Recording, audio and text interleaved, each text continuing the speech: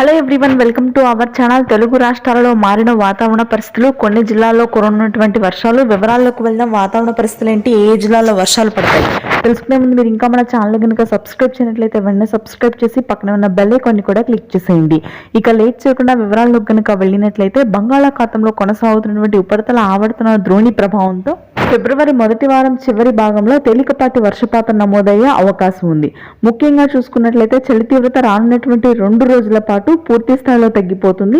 శ్రీకాకుళం, విజయనగరం, విశాఖపట్నం, తూర్పుగోదావరి, పశ్చిమ గోదావరి, గుంటూరు, కృష్ణా, కోనసీమ, ఆ తరువాత ఆదిలాబాద్, నిజామాబాద్, నల్గొండ, ఖమ్మం ప్రాంతాల్లో ప్రస్తుతం చలి తీవ్రత అయితే కొనసాగుతుంది. రానున్నటువంటి 2 రోజుల్లో చలి తీవ్రత తగ్గి ఉష్ణోగ్రతలు పెరిగే అవకాశం ఉంది. తర్వాత వర్షాలు మొదలవనున్నాయి.